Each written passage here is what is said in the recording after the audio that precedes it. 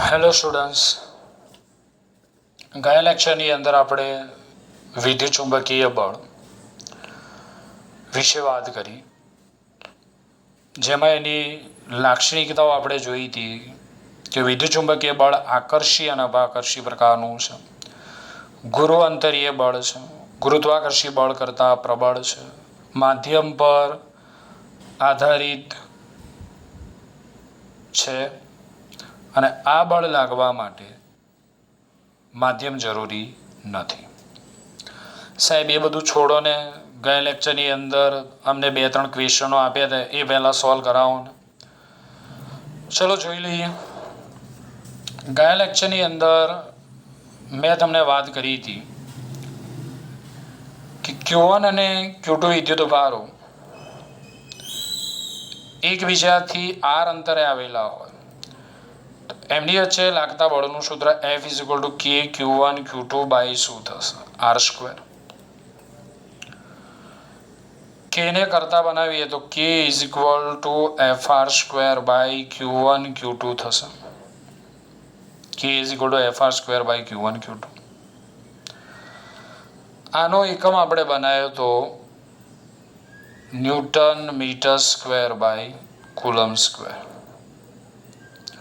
CGS એકમ ડાઇન centimetre square by ESU². બનાવી નાખીએ ખાલી જગ્યા અહીંયા. તો 1 ન્યૂટન બરાબર કેટલા ડાઇન? 10⁵ ડાઇન. 1 મીટર સ્ક્વેર ડાઇન લખું. 1 મીટર સ્ક્વેર બરાબર 10⁴ સેન્ટીમીટર સ્ક્વેર. 1 કુલમ બરાબર 3 × 10⁹ ESU થાય. ઓકે, આ સંબંધો ખબર હોય તો આપણને આનો જવાબ મળી જશે.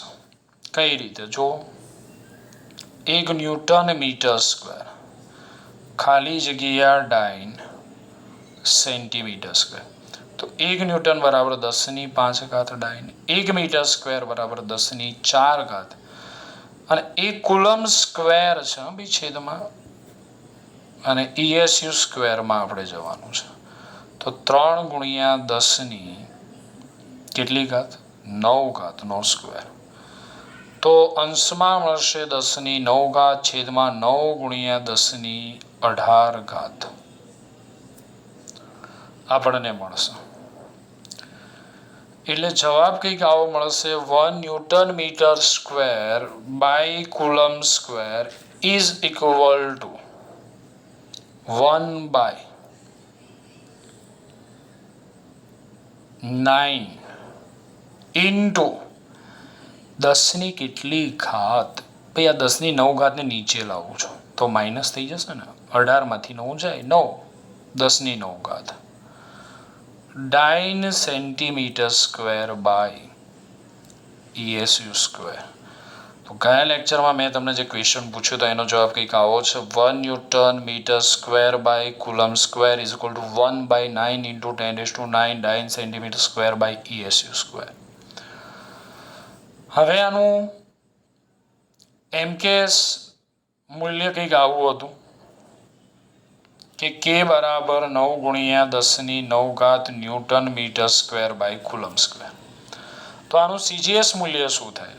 તો એક કામ કરું, આને ગુણી નાખું. 9 × 10⁹ newton metre square by coulomb square બરાબર 9 × 10⁹ ભાગ્યા 9 × 10⁹. ભાઈ આ તો છેદમાં તો છે જ ને, મેં તો આટલા વડે ગુણ્યા. જો હું ડાબી બાજુ 9 × 10⁹ વડે ગુણું તો જમણી બાજુ મારે 9 × 10⁹ વડે ગુણવું પડશે ને. ડાઇન સેન્ટીમીટર સ્ક્વેર બાય ESU² ગયા. તો CGS વેલ્યુ આપણને મળશે 1/9 સેન્ટીમીટર સ્ક્વેર બાય ESU² થશે. ધ્યાન રાખી લેજો કઈ રીતે MKS અને CGS વચ્ચેનો સંબંધ મેળવ્યો છે. સાહેબ પેલો જે CGS મૂલ્ય મેળવ્યું ને એમાં થોડીક તકલીફ પડી છે. હા તો બોલો ને, સમજાવી દઈએ. ચલો આપણને આવો સંબંધ મળ્યો. 1 newton metre square by coulomb square is equal to 1/9 × 10⁹ dyne centimetre square by ESU square.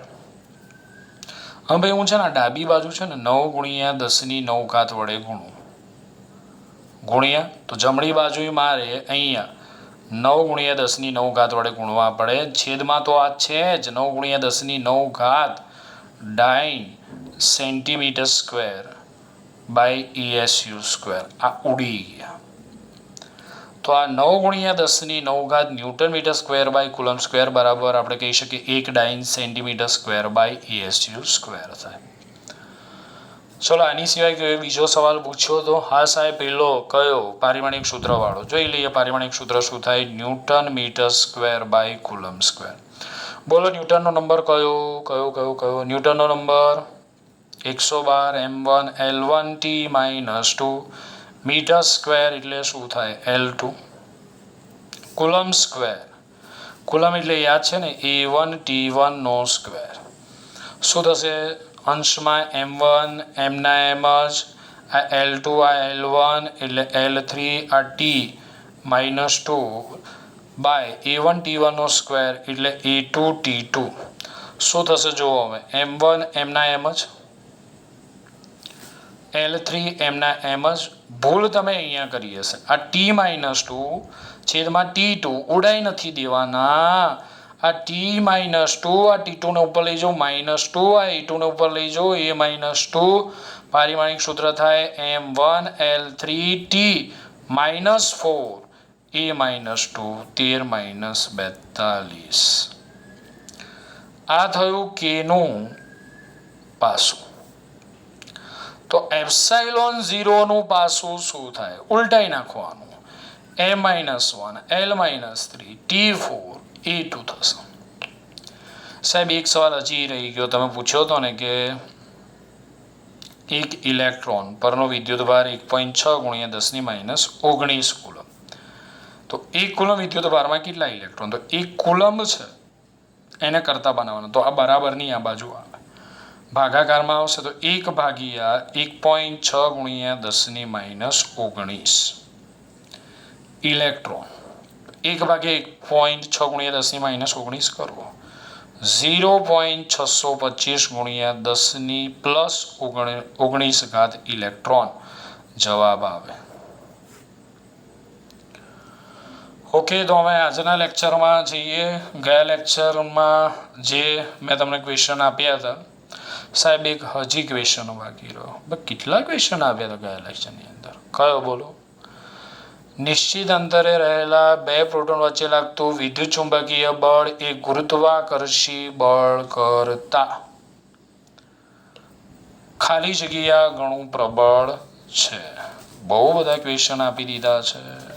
જોઈએ તો મેં અહીંયા પૂછ્યું છે કે બે પ્રોટોન વચ્ચે લાગતું વિદ્યુત ચુંબકીય બળ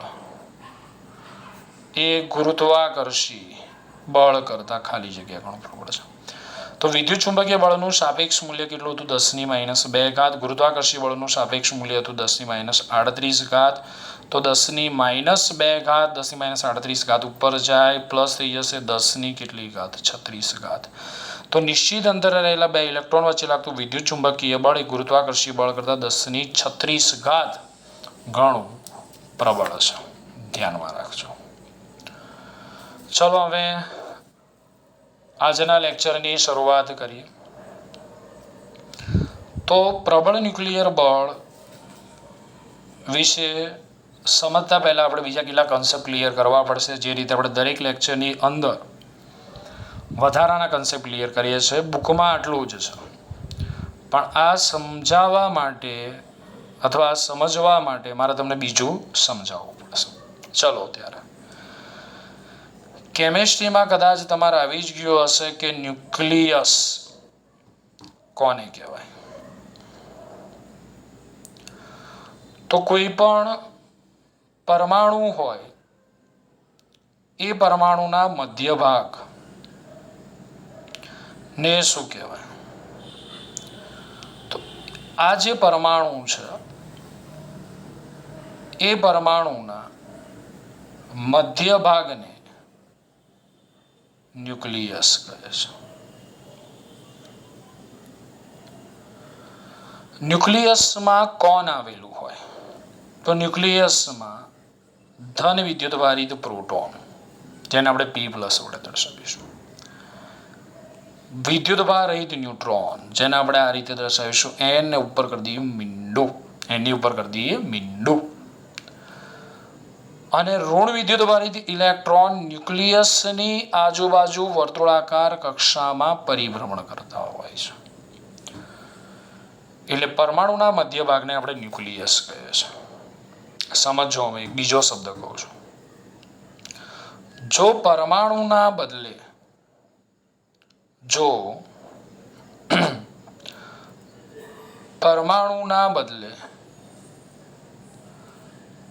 માત્ર ન્યુક્લિયસ નો જ અભ્યાસ કરવામાં આવે, પરમાણુને બદલે માત્ર ન્યુક્લિયસનો અભ્યાસ કરવામાં આવે તો તેને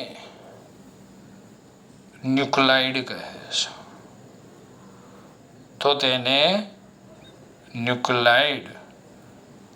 છે. આપણે પરમાણુ સાથે કોઈ લેવા દેવા નથી, માત્ર ન્યુક્લિયસ સાથે જ લેવા દેવા છે. એટલે કે પરમાણુનો અભ્યાસ નથી કરવો, માત્ર ન્યુક્લિયસનો જ અભ્યાસ કરવો હોય તો તેને ન્યુક્લાઇડ તરીકે ઓળખવામાં આવે છે અથવા ન્યુક્લાઇડ કહે છે. અને ન્યુક્લિયસમાં આવેલા જે કણો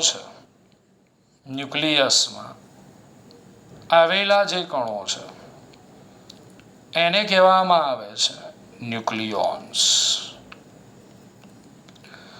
તો ન્યુક્લિયસમાં, હું ન્યુક્લિયસને આ રીતે શોર્ટમાં લખું છું, ન્યુક્લિયસમાં આવેલા કણોને શું કહેવાય?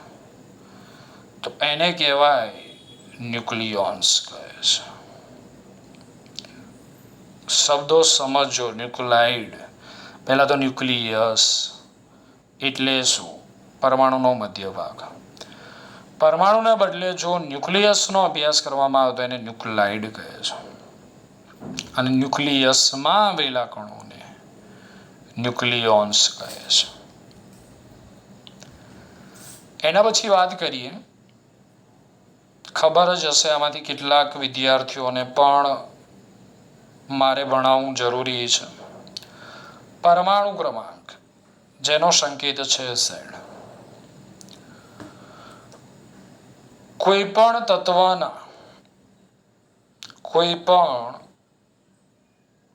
તત્વના પરમાણુમાં આવેલ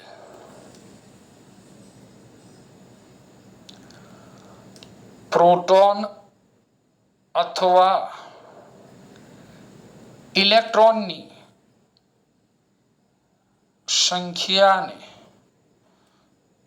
તે તત્વનો પરમાણુ ક્રમાંક કહે છે. કોઈ પણ તત્વના પરમાણુમાં આવેલ પ્રોટોન અને ઇલેક્ટ્રોનની સંખ્યાને તે તત્વનો પરમાણુ ક્રમાંક કહે છે. અને આપણને ખબર છે કોઈ પણ પરમાણુમાં પ્રોટોન અને ઇલેક્ટ્રોનની સંખ્યા સમાન જ હોય, આથી પરમાણુ વિદ્યુતની દ્રષ્ટિએ તટસ્થ હોય છે. એટલે કોઈ પણ પરમાણુ જેટલો ધન વિદ્યુતભાર ધરાવતો હોય એટલો જ ઋણ વિદ્યુતભાર ધરાવતો હોય. બીજા શબ્દોમાં કહીએ તો proton and electron both are same in this પરમાણુ. પરમાણુ શું કહેવાય ઇંગ્લિશમાં? શું કહેવાય? એટમ. ઓકે, હું તો કંઈક બીજું સમજ્યો હતો. Okay, atom. હું તો આ બોલું નથી, એ ટમ કહેવાય. ઓકે, બીજો એક શબ્દ સમજી લઈએ, પરમાણુ ભાર.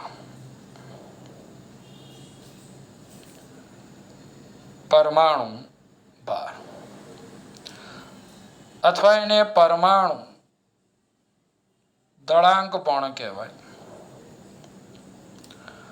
જેનો સંકેત છે એ.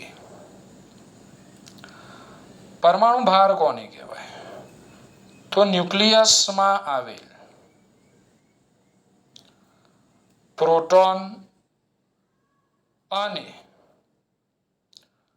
ન્યુટ્રોનની સંખ્યાના સરવાળાને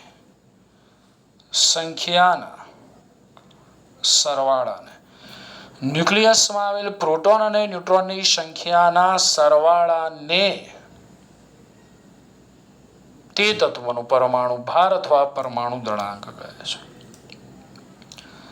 જેનું સૂત્ર આપણે લખવું હોય તો A બરાબર Z પ્લસ N. અને N એટલે શું? તો N એટલે ન્યુટ્રોન અંક. N એટલે ન્યુટ્રોન અંક થાય,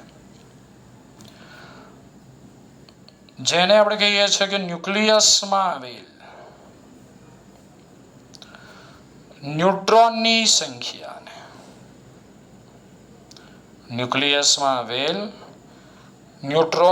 સંખ્યાને ન્યુટ્રોન અંક કહે છે. એનું સૂત્ર લખવું હોય તો N બરાબર A માઇનસ Z થશે. અને એક વસ્તુ ખાસ નોંધી લેજો કે કોઈ પણ તત્વના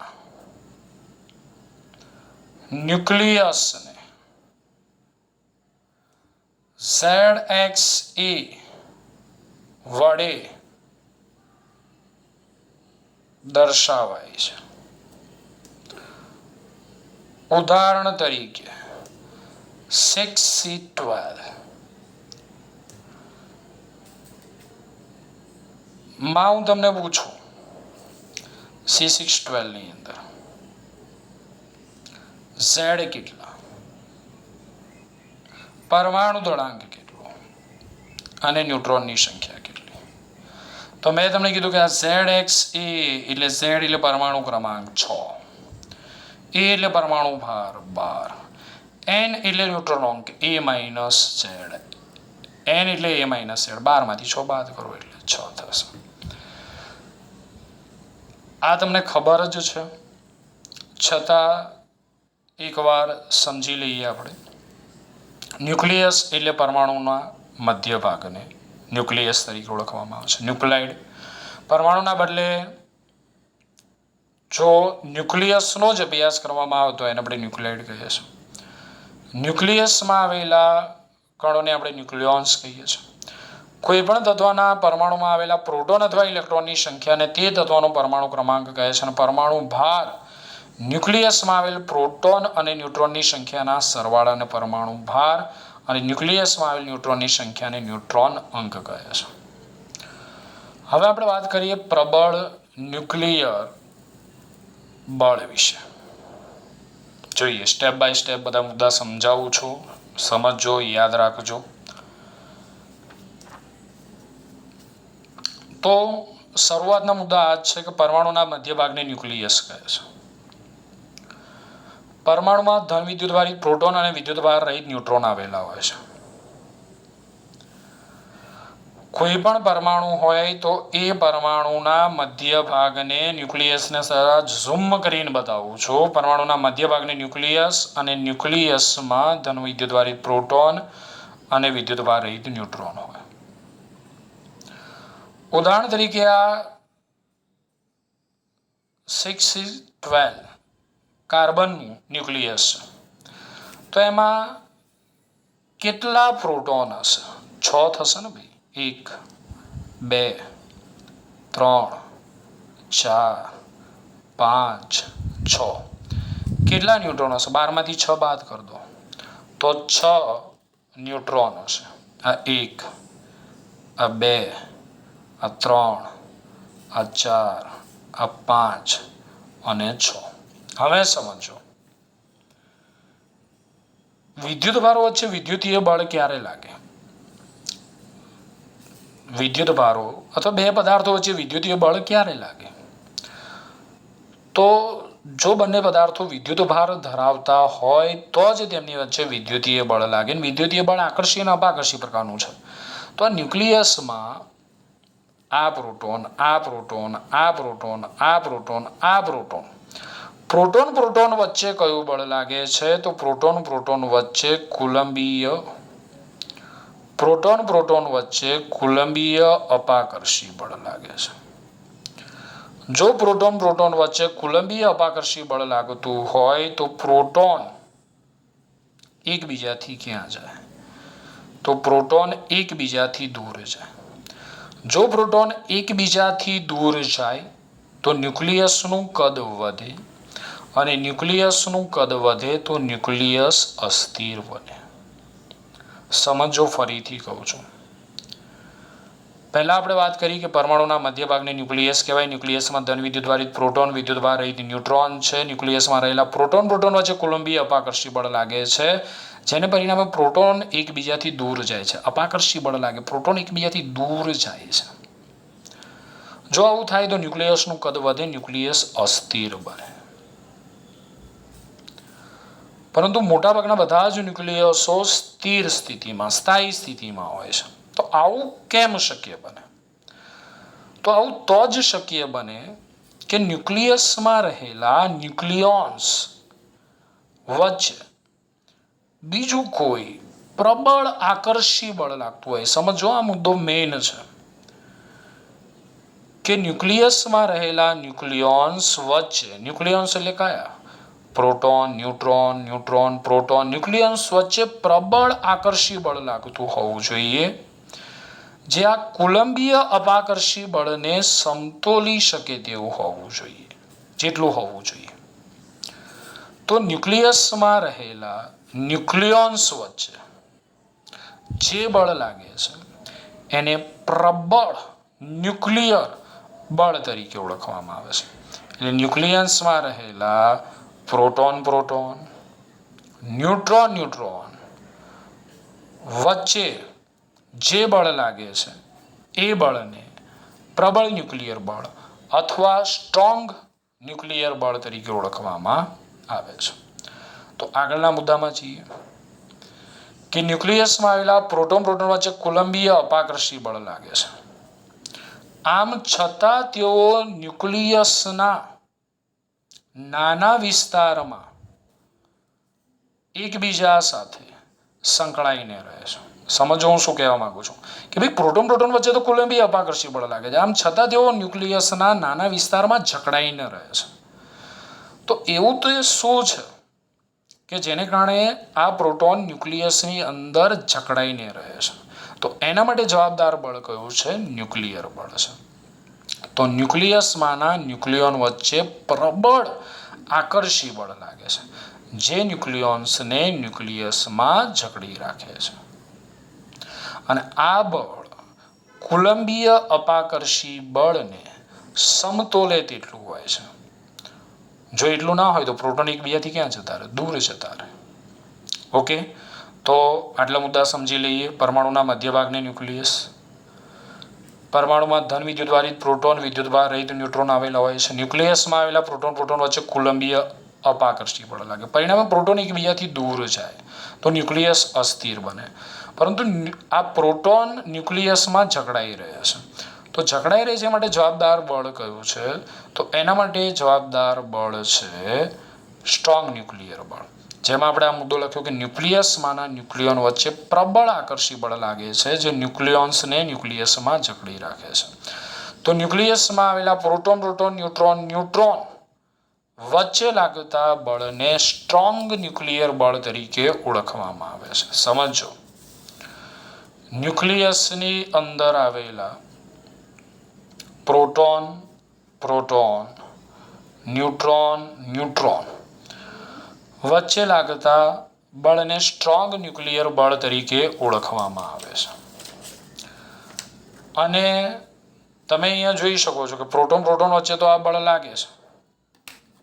આ ઉપરાંત ન્યુટ્રોન વચ્ચે પણ આ બળ લાગે છે. અને ન્યુટ્રોન વિદ્યુત ભાર ધરાવતા નથી. આથી કહી શકાય કે આ બળ વિદ્યુત ભાર પર આધારિત નથી. આ બળ બધા જ મૂળભૂત બળોમાં સૌથી પ્રબળ બળ છે. પહેલા મુદ્દામાં સ્ટ્રોંગ ન્યુક્લિયર બળ એ વિદ્યુતભાર પર આધારિત નથી. કેમ વિદ્યુતભાર પર આધારિત નથી? કારણ કે ન્યુટ્રોન વિદ્યુતભાર રહિત હોવા છતાં ન્યુટ્રોન વચ્ચે આવું બળ લાગે છે. અને ચારેય મૂળભૂત બળોમાં સૌથી પ્રબળ બળ છે લઘુ અંતરીય બળ છે. કેમ લઘુ અંતરીય બળ છે? કારણ કે ન્યુક્લિયસના માત્ર નાના વિસ્તાર પૂરતો જ મર્યાદિત છે. ન્યુક્લિયસમાં આવેલા ન્યુક્લિયોન વચ્ચે જ આ બળ લાગે છે. આથી લઘુ અંતરીય છે. અને આ બળની અવધિ એટલે કે રેન્જ, વિસ્તાર કેટલો છે? 10⁻⁻15 મીટર છે. આ બળની અવધિ એટલે કે રેન્જ એટલે કે વિસ્તાર કેટલો છે? 10⁻15 મીટર છે. એટલે એક પ્રોટોન એ બીજા પ્રોટોન પર તો જ બળ લગાડી શકે જ્યારે એમની વચ્ચેનું અંતર 10⁻15 મીટર હોય. જો અંતર 10⁻15 મીટર અંતર કરતાં વધારે હોય તો આ બળ ઉદ્ભવી શકે નહીં. એટલે કે આ બળની અવધિ 10⁻15 મીટરના ક્રમની છે. તો 4 લાક્ષણિકતાઓ છે. વિદ્યુત ભાર પર આધારિત છે, સૌથી પ્રબળ છે, લઘુ અંતરીય છે, 10⁻15 મીટરના ક્રમની આ બળની અવધિ છે. ઉદાહરણ તરીકે ન્યુક્લિયસમાંના ન્યુક્લિયોન્સ એટલે કે પ્રોટોન ન્યુટ્રોન વચ્ચે લાગતું બળ છે. અને આ બળનું સાપેક્ષ મૂલ્ય કેટલું છે? તો આ બળનું સાપેક્ષ મૂલ્ય 1 છે. તો અહીંયા આપણે મૂળભૂત બળોની અંદર ત્રીજા બળની વાત પૂરી કરીએ છીએ. બુકની અંદર તમને માત્ર બળો વિશેની માહિતી અને લાક્ષણિકતાઓ જ આપેલી છે. આની સિવાય મેં જે ગુરુત્વાકર્ષણનો સાર્વત્રિક નિયમ, ગુરુત્વાકર્ષણનો અચળાંક G, ગુરુત્વપ્રવેગ G, આ ઉપરાંત કુલમ્બનો નિયમ, કુલંબીય અચળાંક, પરમિટિવિટી જે માહિતી આપી છે એ મેં તમને વધારાની માહિતી આપી છે જે બુકમાં આપેલી નથી. તમને અત્યારે એ વસ્તુ જે મેં ચલાવેલી છે એ યાદ રહે તો સારું કહેવાય. જો ના યાદ રહે તો આગળ આપણે ફરીથી ભણવામાં આવવાનું જ છે. એટલે બહુ ચિંતા કરતા નહીં.